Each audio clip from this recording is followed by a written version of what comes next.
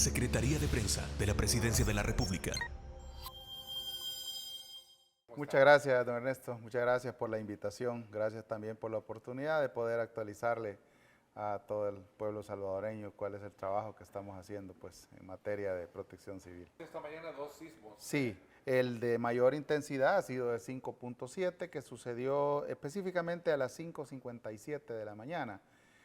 También habíamos venido teniendo una serie sísmica en el municipio de Ciudad Arce, por lo menos hasta la medianoche de este día teníamos un total de 37 sismos. No todos han sido percibidos por la población, porque hay que denotar eso, ¿verdad? ¿No?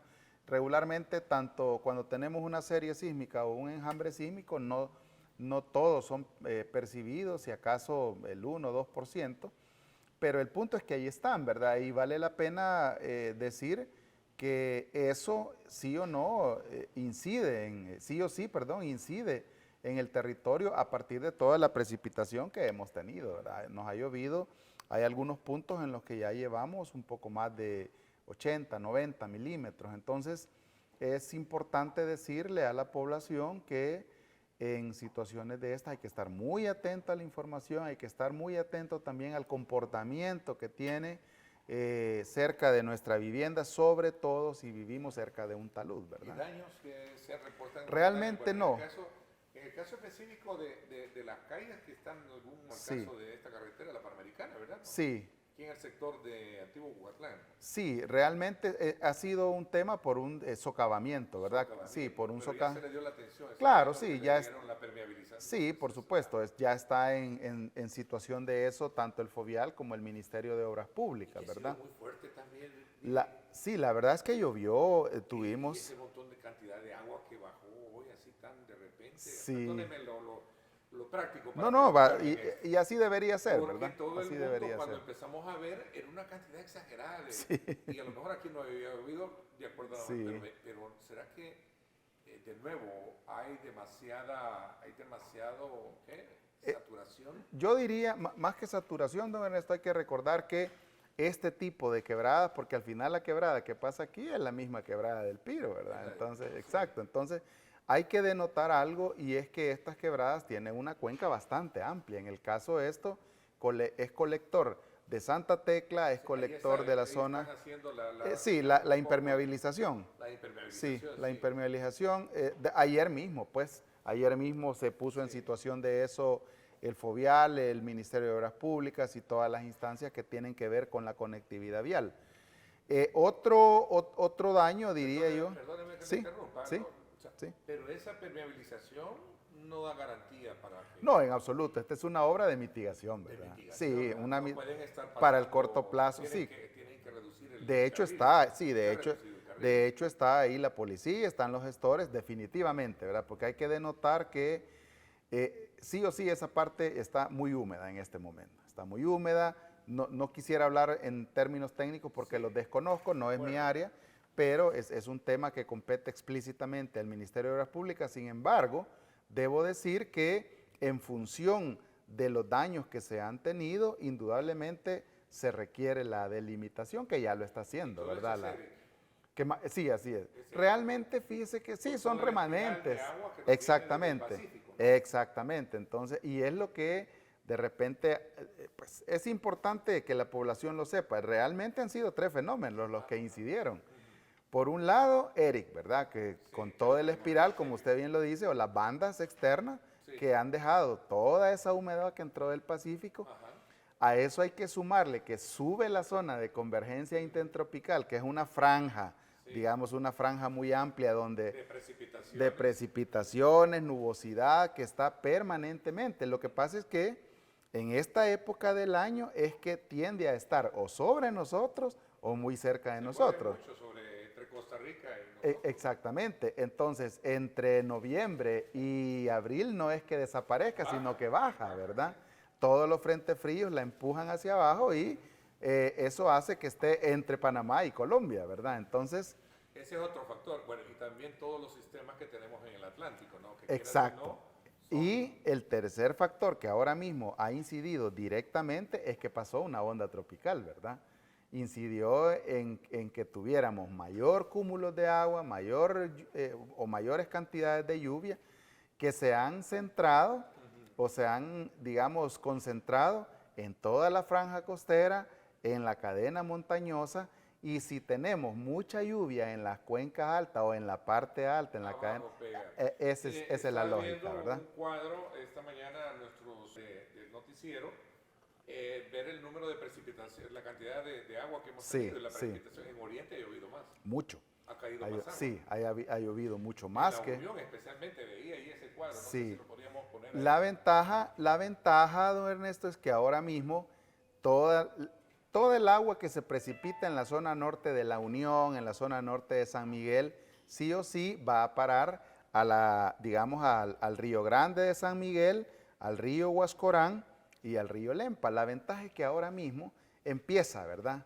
En Conchagua 156 milímetros. ¿Sí? 156 ahí milímetros. Está, ¿verdad? Exactamente, gracias, sí. Mucho a producción, ahí está, ¿verdad? Sí. Eso significa que tenemos, digamos, más impacto, ha sido más impactada la lluvia en el sector de la Unión. Sí, ¿cuál ha sido la diferencia de por qué no tenemos tantos incidentes en aquella zona?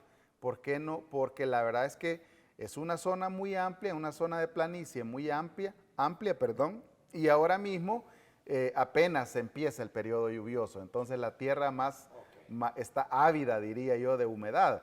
Eso hace la diferencia. Estos 156 milímetros, don Ernesto, allá por agosto, septiembre, ya sería otra historia, ¿verdad? Pues es otra historia. Mire, se han negado muchísimo acá en el Lourdes. En el Villa Lourdes, sí, justamente a eso me iba a referir.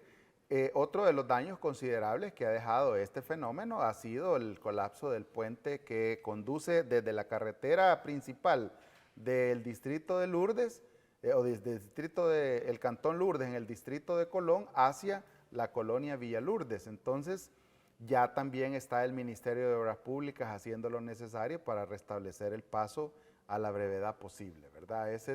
Digamos que esos han sido los daños más puntuales que podríamos, a eso se le suman indudablemente toda la cantidad, hemos llegado en el término de 24 horas a tener un poco más de 50 árboles caídos, hemos tenido también algunas inundaciones urbanas, justamente también en Campos Verdes se ha estado presentando una situación muy crítica que infortunadamente, don Ernesto, otra vez tiene que ver con basura, ¿verdad? Un tragante que está literalmente obstruido o tapado.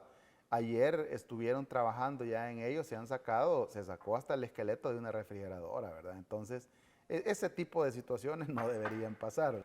Decíamos que el informe de medio ambiente pronostica que para las próximas 48 horas se van a mantener, ¿no? Por supuesto, de hecho, todo tiene su razón de ser otra vez en el paso de ondas tropicales que,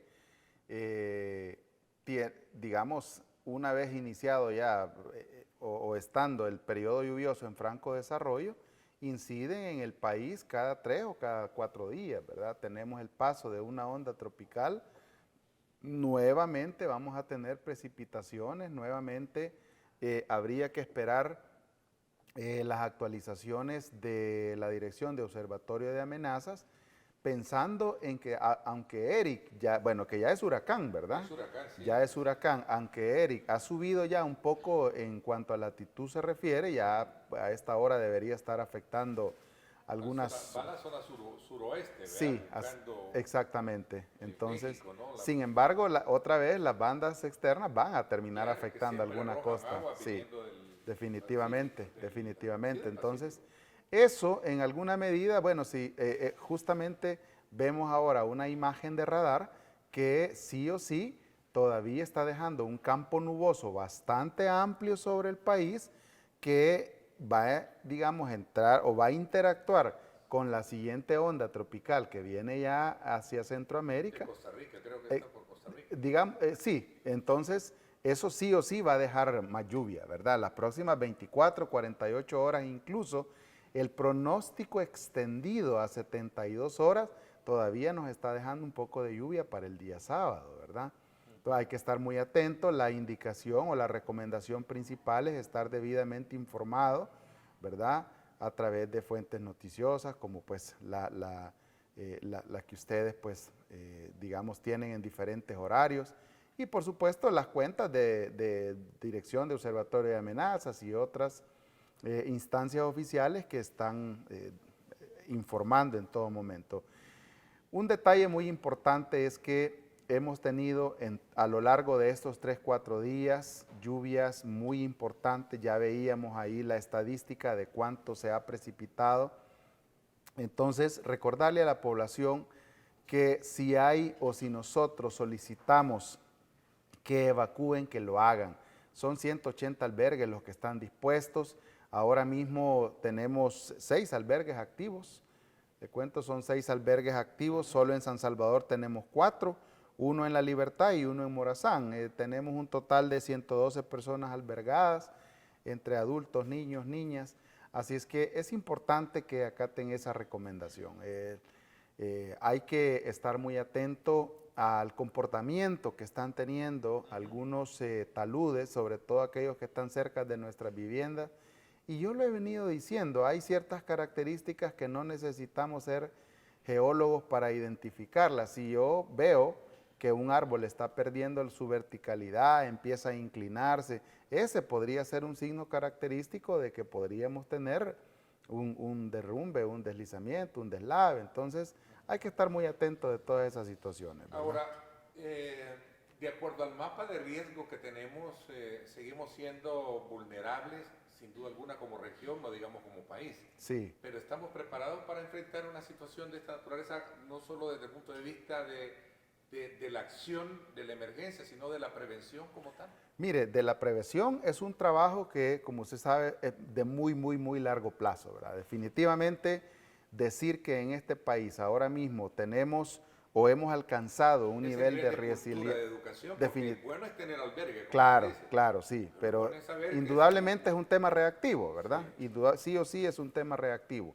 Yo creo que más allá de todo eso, lo importante que hay que decir es que hemos empezado una ruta de trabajo que va a ocupar muchos años, que nunca se había considerado, y es el tema de tener, por ejemplo, un plan nacional de reducción de riesgos basado en estrategias puntuales y en indicadores que denotan si realmente le estamos apostando o no a la reducción de riesgos con un carácter prospectivo, no solamente reactivo y correctivo. Mientras todo eso pasa, don Ernesto, definitivamente hay cosas que van a seguirse viendo eminentemente reactivas. Hoy por hoy lo que se ocupa es pensar en que hay personas que sí o sí viven todavía en territorios de mucha vulnerabilidad, que son muy susceptibles a tener daños en sus bienes, en su integridad, y entonces lo que se ocupa es evacuarlos tempranamente, hacer que el sistema de alerta temprana funcione a fin de alertar tempranamente, evacuarlos tempranamente y albergarlos y darles toda la atención debida. Claro, la apuesta sigue siendo generar una cultura no solamente de prevención, sino también de gestión prospectiva del riesgo, que en cada proyecto que en este país se haga, también se consideren cosas o acciones o sucedan cosas que permitan la construcción resiliente. Por ejemplo, este puente que ha colapsado, este es un puente que construyó la misma empresa que desarrolló ese complejo habitacional. Entonces me decía un ingeniero, mire, a todas luces es un puente que se hizo con el fin de lograr la conectividad entre la carretera principal en Lourdes y la colonia que recién habían construido. Entonces, ¿qué hacemos o qué hacer para que todas esas obras que de repente se construyen sobre pretexto del desarrollo habitacional o dar soluciones habitacionales a las personas, realmente consideren o tengan un carácter resiliente o un carácter de visión prospectiva de riesgo? Eso pues, hay mucho trabajo que hacer, don Ernesto, en materia de eso.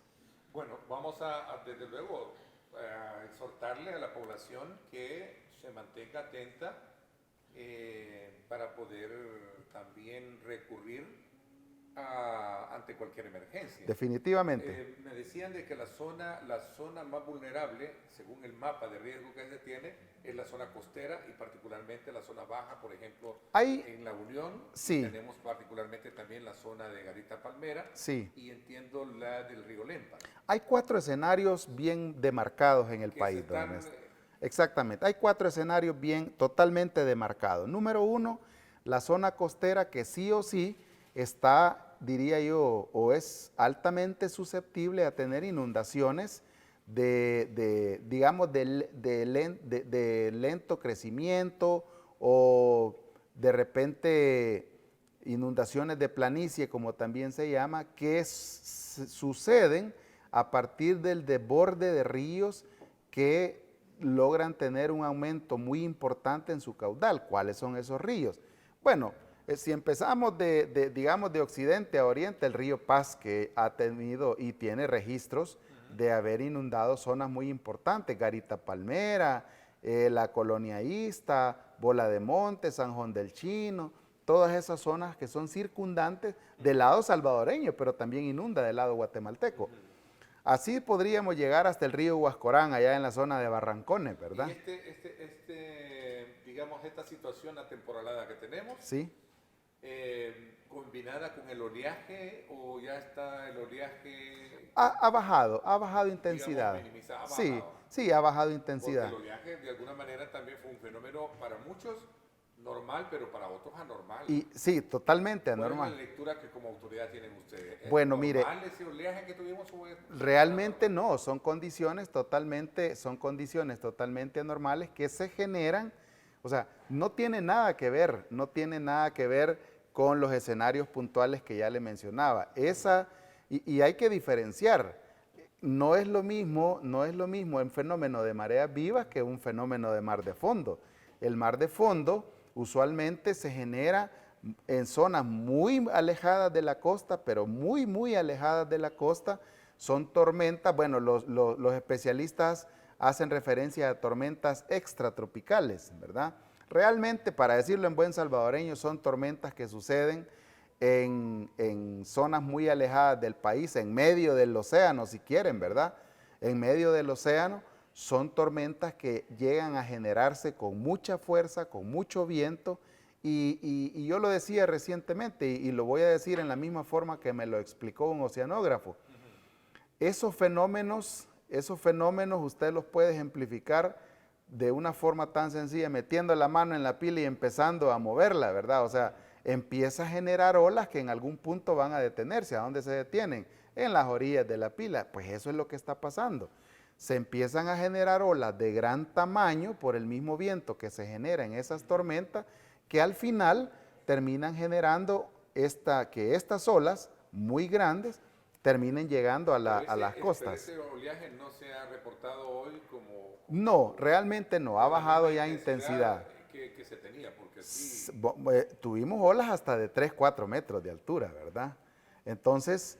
no, ahora podría decirle categóricamente que ha bajado intensidad. ¿Puede regresar? Claro que puede regresar. Entre mayo y entre noviembre es un periodo en el que el mar de fondo tiende a ser muy común, no solamente en la costa pacífica, sino también en la costa atlántica. Porque ¿verdad? el registro es 7 desbordamientos, 7 calles afectadas que efectivamente en las últimas horas, no sé si esto ha variado. Sí, no, ahora mismo... albergues activos que me decían. Tenemos realmente 6 albergues activos. Sí, tenemos 6 albergues activos. Hemos tenido los desbordamientos que usted ya mencionaba. También debo comentarle que tuvimos 2 personas lesionadas. Son lesiones menores. Los 2 pacientes han sido ya de alta, un adulto y un menor. Y también hemos tenido otros eventos pues que regularmente son usuales. Es usual que sucedan o que se produzcan, como árboles caídos, caídas de vallas publicitarias. Bueno, el tiempo se me fue. Quiero agradecerle el que haya tenido tiempo, particularmente para compartir una evaluación de toda la situación de emergencia y que estar informándole a la población para que esté informada y cómo poder actuar ante cualquier emergencia que se presente. Por supuesto, y recuerde, amigo y amiga televidente, el 2281-0888 del Centro de Operaciones de Emergencia Nacional está activo 24 horas. Ok, gracias, le agradezco A usted muy muchísimo. amable.